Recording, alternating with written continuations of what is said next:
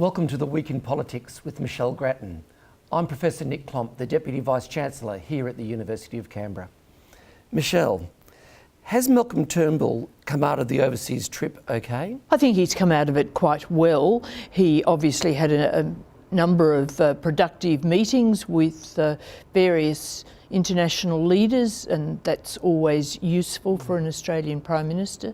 He clearly enjoyed it. I heard him on the radio this morning talking about how they were all in some steel room somewhere, various leaders talking about this and that, obviously a high security situation, but he got a lift, of course, in the French leader's plane, and he got another lift in President Trump's car. He likes those sorts of high-profile trappings, I think, but at a substantive level, he did obviously have consultations on trade, on the international situation, which is very difficult and volatile, and on other topics, so that was all good. His London speech about Sir Robert Menzies being in the sensible centre of the Liberal Party caused something of a stir back home.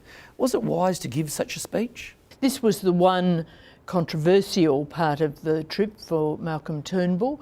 I think that the things he said were perfectly sensible and well-based, and his observations about Menzies and the foundation of the Liberal Party, of course, you would find in most basic history books about the time, political science books, nothing much to see there. But of course, in the somewhat overheated situation on the Conservative side of politics at the moment, anything that's said, and particularly anything that's said about the founder of the party and the traditions and so on, is likely to be something that sets off a fresh row. And so some would say that perhaps it was a speech best left to the domestic environment, but I think that it'll pass. It'll be overcome by some other incident, controversy within the party. Yeah. That is Malcolm Turnbull's problem. He can never get away from these rows.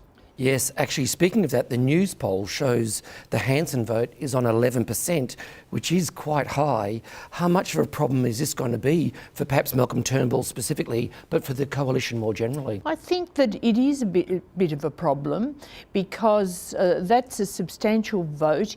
In the Newspoll, it's higher than the Greens vote.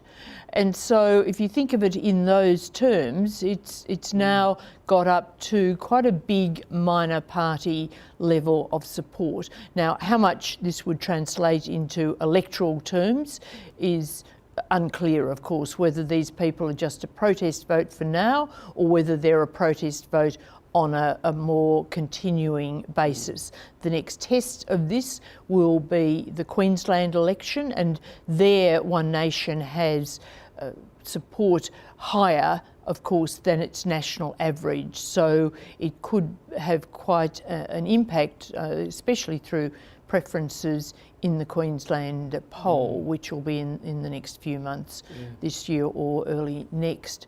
In terms of the Liberal Party nationally, well, Malcolm Turnbull is talking about the sensible centre. Of course, the Pauline Hanson party doesn't represent the sensible centre. It's out there on the right, but there's an overlap with the Liberal base, so that some Liberals who are not happy with the sensible centre will be tempted to go to the Hansonites and register a protest. How many? Well, we'll see. Meanwhile, the government is still bogged down on the Finkel report, or specifically on the clean energy target.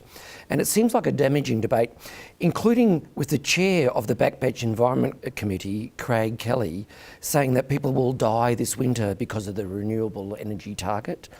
Can Malcolm Turnbull get through this issue successfully? Well, first, just on Craig Kelly, I think that this is a silly and irresponsible statement. He's making the point that power bills are affecting many people, and obviously particularly lower income people, and that's a valid point, and that's a big issue out there in the community.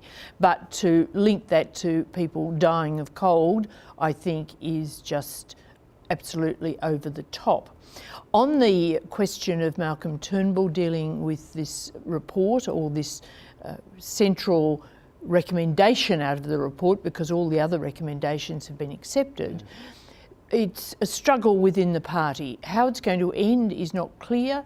One would think that the government will land some sort of target, but the question is where the benchmark is set, and it's quite clear that that will have to include cleaner coal. So it's going to be difficult within the party, even for any target for the whole scheme, but then the judgment will be made about whether there have been so many compromises that the clean energy target becomes relatively meaningless. And there's a lot of debate to be had between now and the point we see the outcome.